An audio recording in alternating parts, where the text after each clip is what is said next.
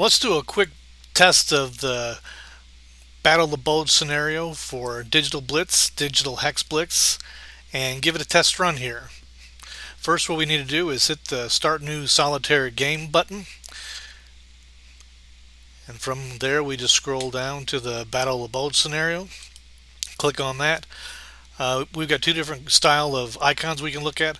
We can look at the NATO style icons, or if you're not familiar with those, you can go with the more familiar ones where we've got little soldier looking guy for the infantry and a tank one for tank units. I'm going to go with the NATO style units, which the X stands for infantry. I'll go and hit that and select that. Then we'll go down here to hit the set scenario options button, and from there we'll go over to the start screen, and we've got the Battle of the Bulge map here all set up. As you can see here on the left side, all the green units, these are all the Americans. We've got Liège, Dinant, Bastogne. The red number for each one of these different hexes stands for 2 victory points for each one of these.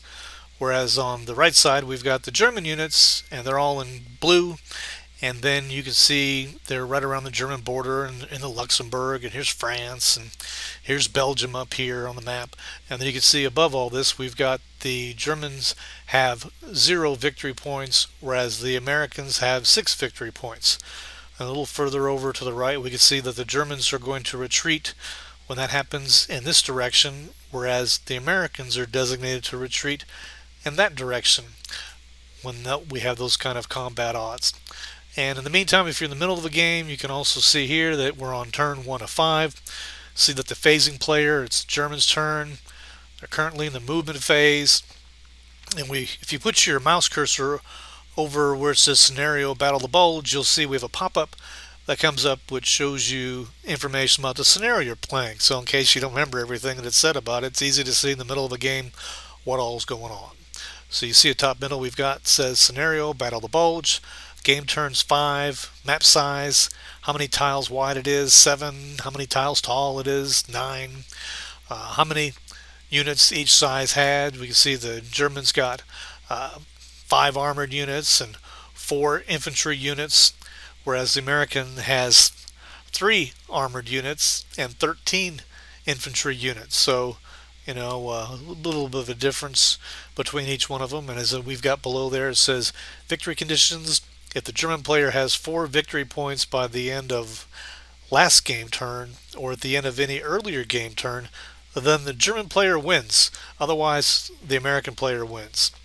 So basically, the German player's got to get at least 4 victory points within the 4 turns to be able to win. So right now he's got none. So what that means is we've got 6 victory points here. 2, 2, 2 is 6. That we've got available over where the Americans are. So basically the Germans need to push from right to left to pick up these hexes to get at least 2 of them within 4 turns to be able to win that scenario. And as we also have here in the scenario information, we've got background details. The Battle of the Bulge ran between December 16th, 1944 and January 25th, 1945.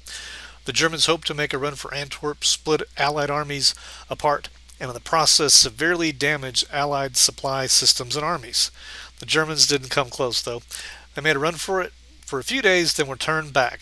The furthest extent of the German advance looked like a bulge on the map, and it's from this that we get the nickname of it all as the Battle of the Bulge. Alright, so let me go ahead and stop talking so much as far as the background, and let's get the game going. I'm going to do here first, I'm going to go ahead and, we want to basically the Americans have got a thin green line of units. On the units, the first number designated is a unit's combat factors, which means it's how many attack factors they have and how many defense factors they have, whereas the right number is the number of movement factors. So with the infantry units, you can see we've got similar style infantry with the Americans as we do with the Germans. We've got 1-2 is designated, which means they have a combat factor of 1, they attack and defend at a 1, and they can move 2 hexes, and so they've got a movement of 2. Whereas you can see here, this stands for the armor, like tanks. These have 3 combat factors, so they attack and defend at a 3, and have 5 movement points. So basically they can move 5 hexes, whereas infantry can just move 2. So nice being armor. And of course, they cost more, so you may not get as much, but in this case, the Germans pretty flush with them.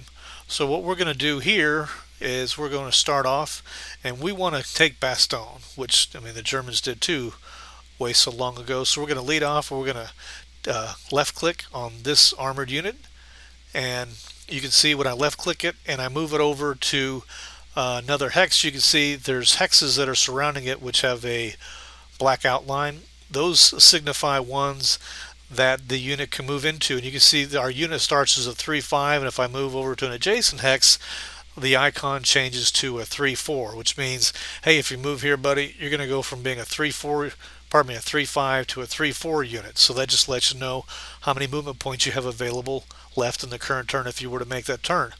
On each new turn, the movement points reset back to the full complement, but after you move throughout a turn, it's going to get reduced. So we're going to go ahead and go here to this location. And so we want to get to Bastogne, but we've got a green line that's in our way. What do we do? Well, what we're going to do here is we're going to left click on this unit again, and then I'm going to move it over to a little bit, and you can see we have 2 hexagons to the left of it that are now shaded in red, which are American hexes, where there are American units. And what that means is those are units that this currently selected German unit has the opportunity to attack. So that comes in handy. So you also can see some of the hexes. There's 3 hexes that are outlined in green. What that means is those are hexes that the German unit has as options that it can move to. So, hey, we ain't looking to move anymore. We're looking to butt some heads and get on the Bastogne. We want to get the Bastogne, but I try to move there. The computers laugh, hey buddy, you're not going there. You can only go 1 hex at a time. So we're going to go ahead and take our 3-4 unit and put it over here, which if it moved there, it'd be a 3-3, but we're not going to move here. We're just going to drop it over here on this unit to say that we want to do a combat. And then when I let go of it, you can see that when I leave my mouse over the American unit, you can see we've got a pending combat pops up, which says that we have 3 attack factors against 1 defense factors, which means the 3 attack we have from the armored unit is going to be attacking the American unit with 1 defense factor, which comes out to a combat odds of, hey, 3 divided by 1, go figure, it's 3-to-1 odds. And so you can see on the bottom where it says potential combat results, we have a 5% chance of an attacker eliminated result, a 15% chance of an attacker retreat 1 hex result, a 45% chance of a defender retreat 1 hex result, and a 35% chance of a defender eliminated result. Let me go through those in order. Start with defender eliminated. As you would probably imagine, what that means is in this instance, at the 3-to-1 combat odds, there's a 5% chance that when the German unit does this unit, the German unit is just going to blow up. It's going to fail. It's going to be a terrible results on the attack, and it's gone. There's a 15% chance that the German attack is going to fail, and it's going to be a retreat, and a retreat of 1 hex, which means that this unit would need to go backwards. Like we got the German retreat direction is over here, so we would go backwards, and so he would be forced to retreat to this hex if everything stays like this. Put my mouse back over that unit. We can see the next potential combat odd result is defender retreat 1. There's a 45% chance of that, which means basically there's a 45% chance that if the German unit does this attack, which they've committed to, that the American unit would have to retreat 1 hex. And you can see that as of now, this American unit could retreat back to this hex. The cool thing about that is, though, that just opens a way to move on towards attacking Bastogne, which is what the German wants. Lastly, we see that there is a 35% chance of a defender eliminated result, which basically means the German attacks at the 3-to-1 odds here against that unit. There's a 35% chance that the American unit is just going to go bye-bye and gone, which is really handy for what we're looking to do to get on the Bastogne. And also, normally if you have an attack and the defender's eliminated, the attacker also has the option and luxury of taking one of the attacking units and moving right on in. Uh, it doesn't matter how many movement points they have left, they have that ability to advance into that location and advance after combat, essentially. So what we're going to do here, 3-to-1 odds is good, but you know what could be better than 3-to-1 odds? How about 6-to-1? Let's bring this other armored unit over here. Let's move him one hex down over to here, and then we're going to click on him again, and we can see that he's got two different combat places he can go, and we're going to put him over on this one, and so we're going to double our odds from 3-to-1 to 6-to-1. You can see we make things even better for our attack. We have a 0% chance of the attacker eliminated, a 0% chance of the attacker retreating, 20% chance that the defender's going to have to retreat, and an 80% chance that the defender's eliminated, which, at least if you're the Germans, that works out pretty good for you in the attack. So basically you get the idea what's involved with movement and also what's involved as well with setting up combats. So we're going to do here, and we want to get some other units here. We have only got so many opportunities to get to Bastogne, and we also want to get to Liège and Dinant in the meantime. But instead of just have this one attack, we're going to go ahead and move some other units, and then we also want to tear up and wear down the Americans so they've got fewer defenders and fewer options of being able to stop the German attack. So what we're going to do here is move this German unit down over here, left click and drop them over there, and I'm going to put down that this guy is going to attack here for 3-to-1 odds, and I'm going to go ahead and take this infantry unit and move him down one over to here, and then left click on him over on this unit and drop it over there, and we have a 4-to-1 odds set here. So also you can notice on to let you know where you've got pending attacks already set up, we've got it to where there's a line on the hexagon spine between two different units to indicate that they're set to attack. So you can see with the two spines here and the two spines here that this unit is set to attack here, and likewise here, and same with here and here as well. So let's see what kind of trouble and mayhem we go here on our fight to get to Liège. And let's go ahead and let's move this guy back one, actually move him back, and move this 3-5 to 3-4, 3-3 to 3, move him there, and he steps down to a 3-3 after that move. And let's go ahead and set him to attack here at a 3-to-1 odds, and let's put up this armor unit over here and double our odds from 3-to-1 to 6-to-1 over here, because if we can get that guy gone, we can beat threatening Liège very well over here too. So we're just going to move from here to here, and from here to there, and from here to there. So that's all set. So he's set with that combat set for there. And so this unit, let me go ahead and move him up one so he's a little closer to be able to assist in the next turn.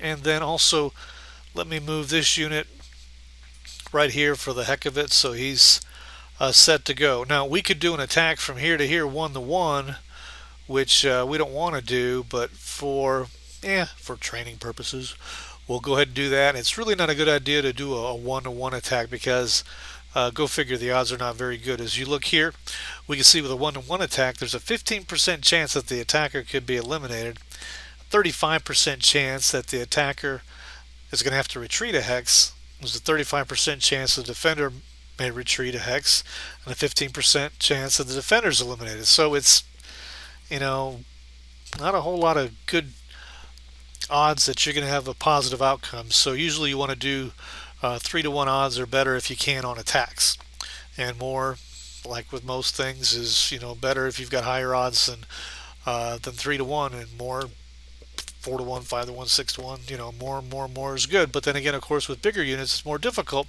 Say if we have like this armored unit over here in Liège, the 3-5, it's gonna be a lot harder to stack up 2, 3, 4, 5-to-1 odds against something that's a 3 multiple versus something that's a 1 multiple.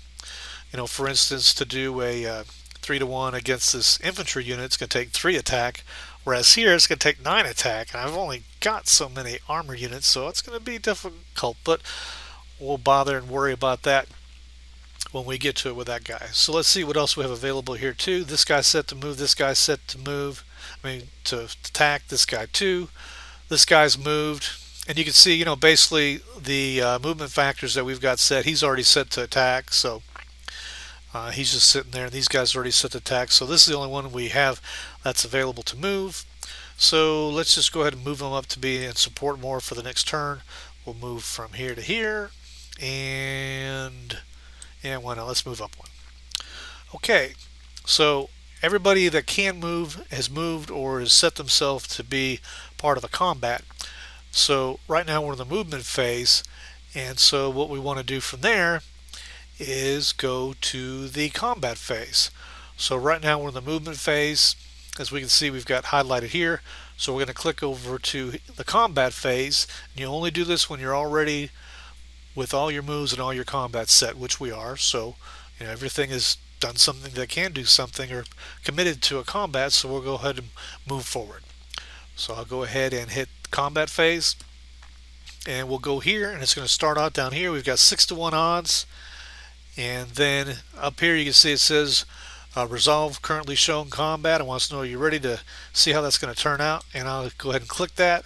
It's going to do some odds calculation. You can see here, boom, the unit just disappeared, and we have a combat result of defender eliminated. Yay, that works good for us.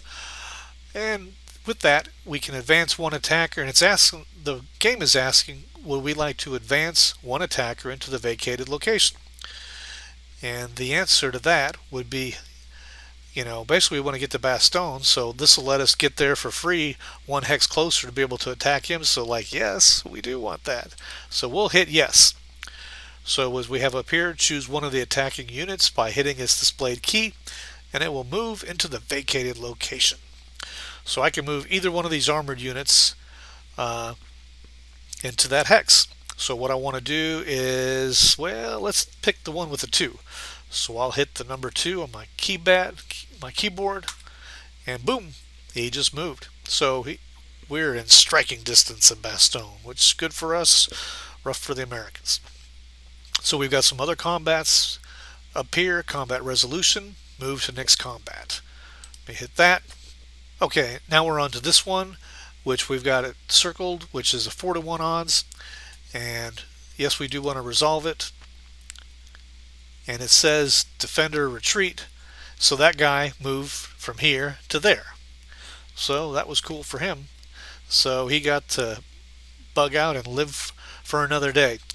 And I failed to mention too, if someone retreats, you also can advance an attacker into that location. So we've been asked up here, would you like to advance one attacker into the vacated location? And yes. So again, as before, it wants to know, which one do you want to do? And I'll go with door number 2 again. Let's hit the 2, and that guy will move up and take the same location of where the guy we just beat and threw back to further towards the west. Alright, let's move to the next combat. Next combat is this one up here. We've got 6-to-1 odds. Are we ready to resolve the currently shown combat, which we've got at 6-to-1 odds? So we got a really good chance of just blowing up that unit. Well, really good. Basically, he's encircled and he's got nowhere to retreat. Plus, with retreat odds, he would be eliminated because there's nowhere for him to safely retreat. And flat out eliminated is limited. So I got a hunch how this is going to end up. Resolve. Defender eliminated. He evaporates and bye, he's gone. Advance one attacker into vacated location. Yes. And let's mix it up, and we'll go with door number 1 this time. And he is moved into that hex. So move to next combat. We've got this one here, this 1-to-1. That one I didn't like, but showing how to do things. So let's go ahead and hit that and see what happens. Okay, we've got advance one attacker into the vacated location, and let's go ahead and do that, which we've got just the 1 unit. I'll hit 1 and he'll move up. And so we've resolved all of our combats. So what's going on? Move to next combat. Well, that's all of them. So now that turn's completed, the game is saved, and we're at the end of German turn 1, and we're going to move to American turn 1.